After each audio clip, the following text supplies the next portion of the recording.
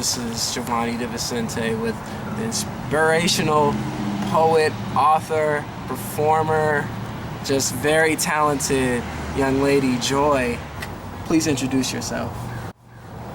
My name is Joy Elan. I'm from Oakland and Berkeley, California. Graduated from UC Berkeley and Stanford. I'm a writer, poet, author, published author at 6 books. Won award for my performances as a poet. Winning awards for my literary work as a novelist. All of that. I'm just all over the place. That's why I'm stumbling over my words. What age did you start writing poetry? Okay, I've been a writer forever. I love reading and writing. I love music. So I'm not good at writing lyrics like that, like rhyming. But I love writing poetry as a way of therapy and, like bridging metaphors and all of that. So I've always been a writer. I said I really got into really writing poetry on a consistent basis when I was in college. Why does poetry appeal to you? First off, it's quick. It's real quick. It's just, sometimes something will hit me. I listen to music a lot, so I listen to how they say words. Something will click, like, sometimes we all talking about police brutality, but something will really, really affect me right in front of me. And it's like, dang, I really got to get this off my chest. So it's easy to just describe what I saw, describe the feeling and all of those things. So poetry is just quick. Are there unique challenges in bringing spoken word poetry to the deaf/hearing impaired community? Yes. I'm mostly around hearing people, so I don't sing. So like sign language has its own grammar and vocabulary, and so when I speak, write my metaphors, when I write my poem, I'm writing in like what hearing people would say. Some things that we say, deaf people don't say.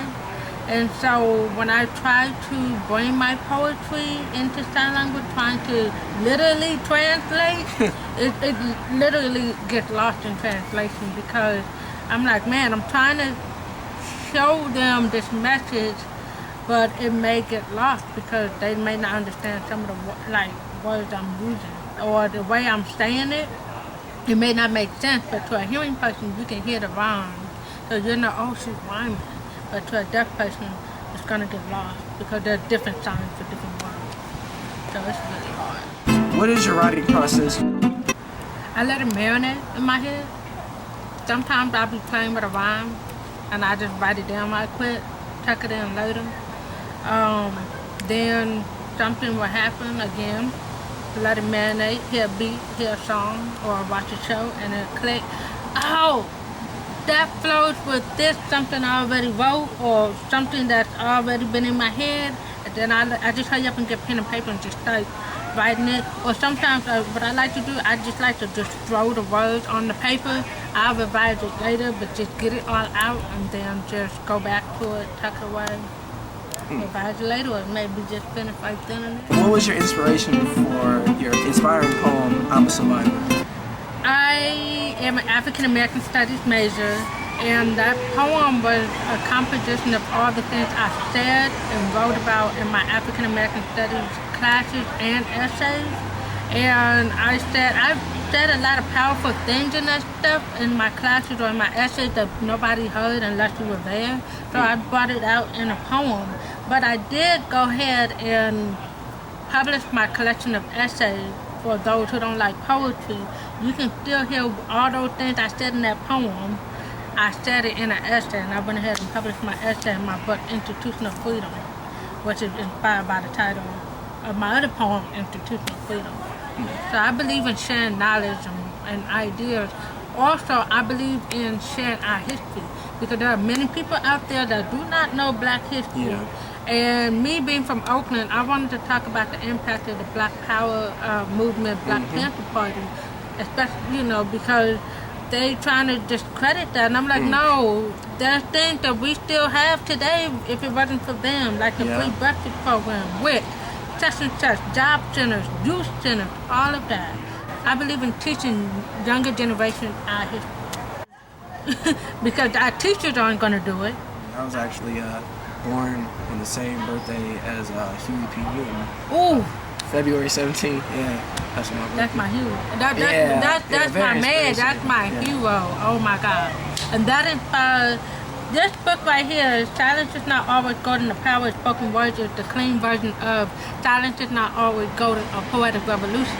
I came up with a poetic revolution because of his quote, you can judge a revolutionary, but you can't judge a revolution.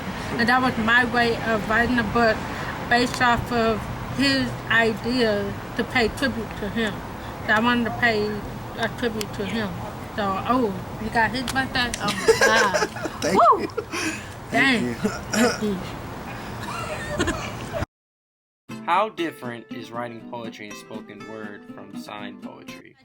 If you read my work, written poetry, you have a different concept of what I'm talking about, because poetry is metaphor. You may have a different interpretation. But when you hear me speak it, then you're like, oh, I didn't even think of it like that. Or you hear the way it's supposed to go. And then signed poetry again, that's trying to bring the written and the spoken together in a language that uses your hands, that is visual.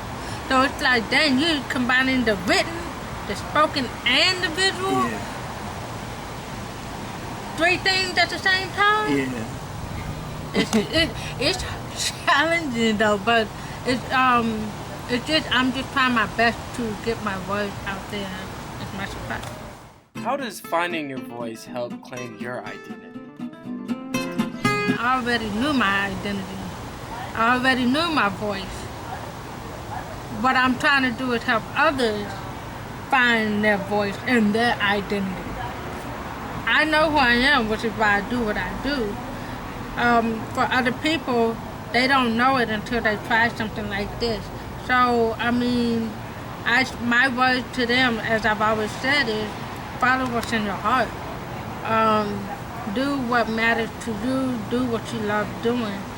That's how you find your identity, and that's how you find your voice. Me, like I said, I already knew when I was a little kid, this is where I'm supposed to go and where I'm supposed to be. So I just help others find that gift and find a way to bring it out of them.